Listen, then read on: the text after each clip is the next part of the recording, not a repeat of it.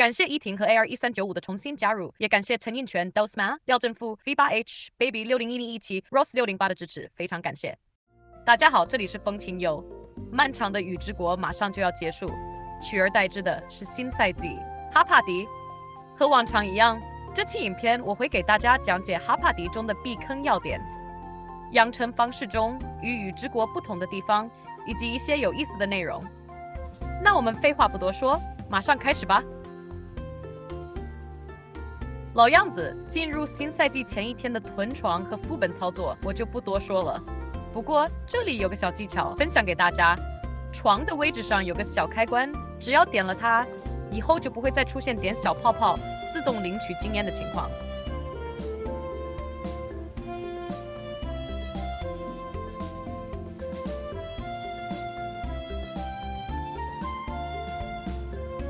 如果你有跟着我上一期的囤體力和友情點操作的話，也差不多準備好了，馬上就可以釋放了。距離哈帕迪還有一段時間的小夥伴，也可以先看這個影片，它能讓你在新賽季憑空多出約30%的資源收益。鏈接我會放在簡介，有興趣的可以去看看。另外，想拿稱號的玩家，記得提前定好鬧鐘，以防被別人搶先。新賽季剛開始時，可以立即進行階位突破，記得提前收集好材料，別滿心期待，卻換來的是勞工採集。新賽季開啟以後，只要等級回到160級的時候，就可以點床了。然後就是階位突破、星象合約、開圖、打副本。不過這裡我要說一下，打副本前一定不要忘記先提升一下自己的戰力。把你的體力、命運果實、背包裡囤着的資源都用了。排名靠前的克勞可以在哈帕迪開命運果實，普通玩家可以使用命運果實去開自己指定的遺物。記住了，在新地圖開果實的目的是獲得更多積分去購買鑰匙，更快開小雕像，並且獲得更多經驗加成。而對於沒那麼幹的平民來說，實打實的遺物升階的實用性大於那一丟丟經驗的小雕像。囤果實的目的是拿新賽季加成的資源，秘境可以先不着急，想要立馬開190級寶石的可以用，不然Hype Plus是建議等到階位滿了以後再用比較好。然後就扭單機，一定要記得在打副本之前開一下，升級一下之後再去打副本，尤其是困难本，不然的話你就會像我這樣帶着推土套在副本 BOSS 搓2下就原地暴毙了。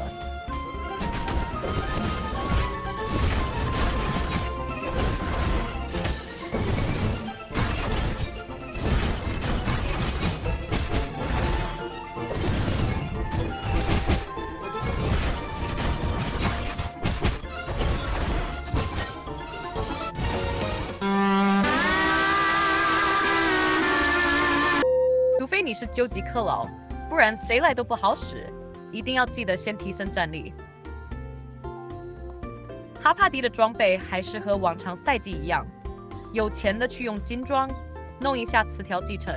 雖然說打怪物用不上，但是打玩家還是比較依賴新裝備的。不想花錢的就直接賣了，這個也沒什麼好說的。不過這裡我要說一下，就是關於交易型碎片的事情。我這邊第一天金碎片價格為250晨星一組，到了第二天反而開始降價了。管你依然可以售賣更高的價格，但是由於雨之國神银裝備碎片依舊可以大量分解神柱石並進行售賣，導致有相當多一部分玩家會選擇打深淵本，順便賭一賭能不能爆裝備。雖然根據前2天交易所的機制，碎片是要漲價的。但是玩家就算售賣最低價的250晨星一組都沒人買。雖然我預估這種情況並不會發生在絕大多數的伺服器，但是也還是要提醒一下大家，要及時去看看交易所的價格浮動。如果有什麼不對勁的情況出現了，就趕緊採取行動。裝備詞條的話，基本上沒有什麼變化。不過這個賽季策劃對精通的增傷效果大幅度提升了。所以原本在龍之國一個精通詞條只能給玩家提升4%增傷的情況，在哈帕迪不會再發生了。現在一個精通副詞條可以為玩家提供高達15%的增傷，效果明顯，誰用誰知道。哈帕迪起始等級為160級，而六轉則需要172級，所以有時間結晶的可以過幾天，多開幾個大雕像之後計算一下，看好時間去開。尤其是那些剛剛進哈帕迪不久就要打街域挑戰賽的玩家，能夠提前獲得新職業技能的話，就能夠佔據很大的優勢。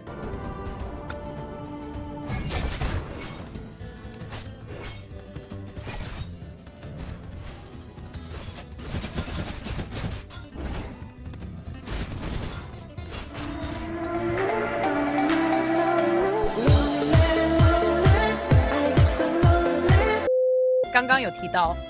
裝備中的精通帶來的收益變大了，所以我相信肯定有許多玩家會想說，那麼一轉技能的精通是不是能重新搬到技能組中了？其實並不一定。對於刻度較大的玩家來說，雖然說這些一轉精通技能的確能提供和裝備精通差不多的增傷，也就是大約15%左右，但是架不住各個職業的新秘法都可以完美替代舊的精通秘法。就拿物理鬥士舉例好了，同樣是173級的秘法，你選擇5.58萬物理精通的力量信仰，還不如用41.4萬的鋒銳之勢。其他職業都也是一樣的道理。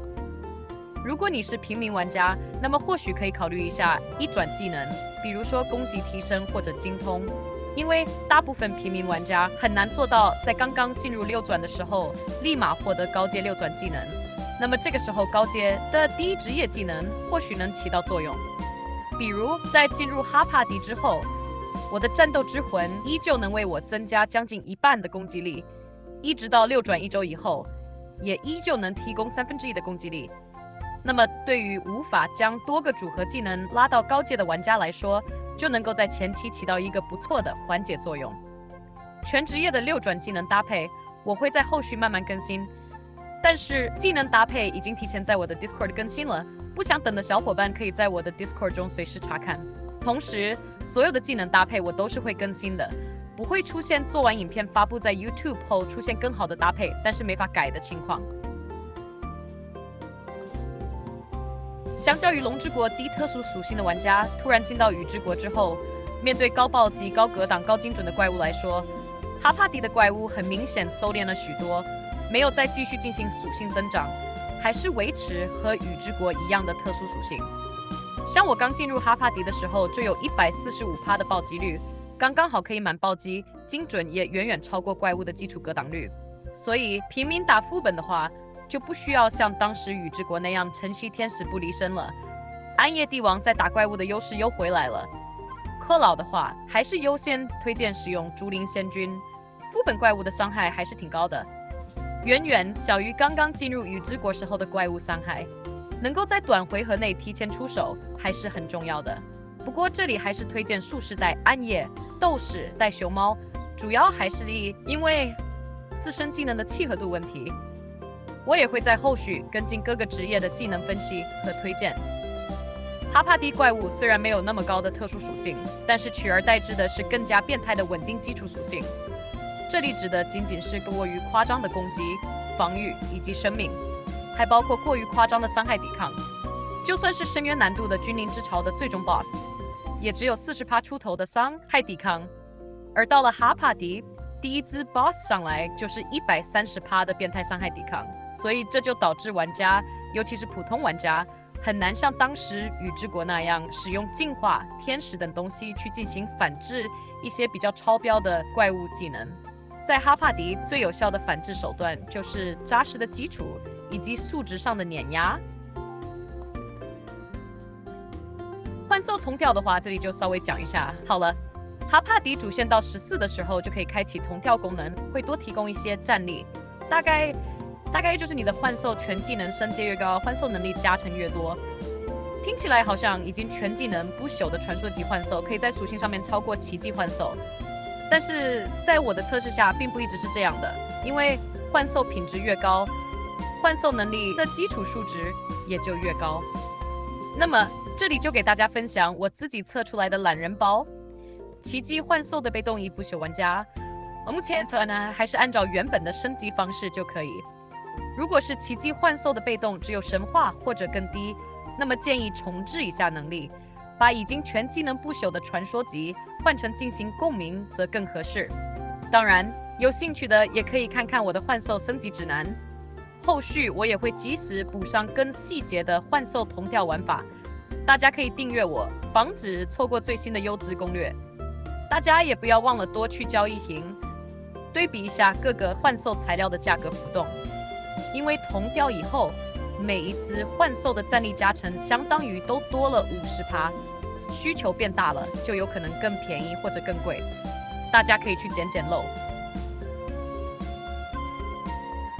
增加戰力的話，這裡還是可以選擇遺物，一開始會被階位限制住，不過大家都應該已經意識到了，一旦階位開始開放了，對於平民來說，十之殺的需求就跟無底洞一樣，所以就算溢出了，也是可以繼續挖的。裝備帶來的戰力加成到後期才會逐漸跟上，所以前期獲取戰力還是以遺物為主。